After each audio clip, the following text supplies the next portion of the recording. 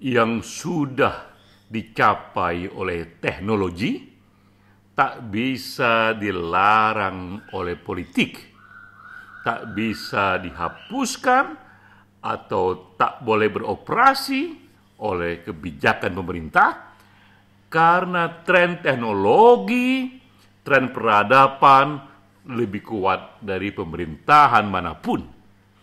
Itulah respon saya ketika membaca berbagai seruan di media, salah satunya menyatakan bahwa mereka ingin pemerintah tegas menyikapi TikTok yang ogah pisahkan bisnis media sosial dan e-commerce. Mereka ingin agar e-commerce dipisahkan dari media sosial. Juga berita ini yang mengatakan Menko UKM tolak TikTok yang menggabungkan media sosial dan e-commerce bersamaan. Tapi bagaimanakah kita bisa memisahkan itu, melarang itu, jika teknologi inovasinya sudah sampai di sana? Mari kita mulai dengan data. Kita lihat ini perkembangan teknologi dalam industri online. Ada 3 tahap perkembangannya. Pertama, e-commerce di tahun 1994. Ini adalah era awal dari internet. Amazon lah yang memulainya. Ia melihat ada potensi luar biasa di internet dan ia mengalihkan belanja dari offline di darat menjadi online, di viral di udara. Namun kemudian datanglah itu revolusi yang kedua, social commerce di tahun 2000-an. Inilah era awal media sosial di mana kemudian e-commerce pun dikombinasi dengan media sosial. Yang pertama-tama mengerjakannya justru adalah Instagram dan Facebook. Namun lebih dari itu lagi, muncul live commerce di tahun 2010. Ini era ketiga video streaming, di mana di sinilah Instagram, Facebook, TikTok Shop mengerjakannya. Nah, sekarang kita lihat ini TikTok memang bisa mencapai lebih jauh lagi walaupun dia datang belakangan.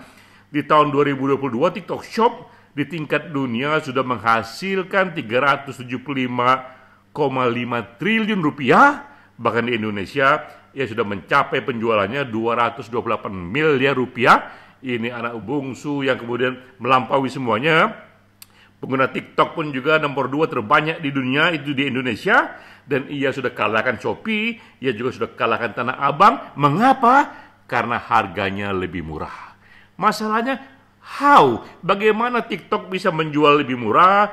Nah, inilah rahasianya. Pertama, karena pemilik TikTok, yaitu ByteDance di Beijing, mereka mempunyai algoritma tren barang yang laku, sehingga mereka bisa produksi massal secara lebih murah. Makin banyak diproduksi massal, lebih murah biayanya. Mereka pun juga banyak mengambil barang-barang dari Cina, karena bahan baku dari sana juga buruh lebih murah di sana. Dan ketiga juga mereka sedang membentuk brand, sehingga dengan sendirinya mereka pun sedang situasi bakar uang, membuat fitur yang gratis pengiriman. 3 hal inilah yang membuat mereka bisa lebih murah.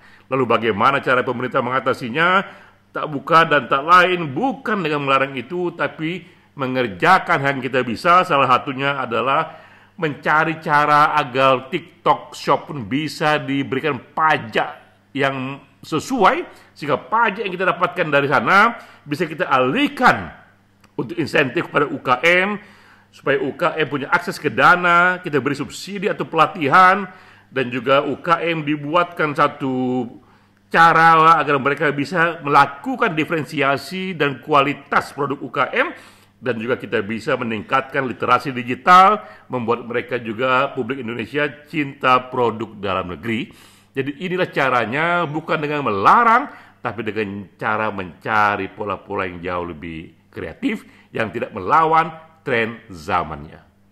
Demikianlah Ekspresi Data bersama saya, Denny J.A.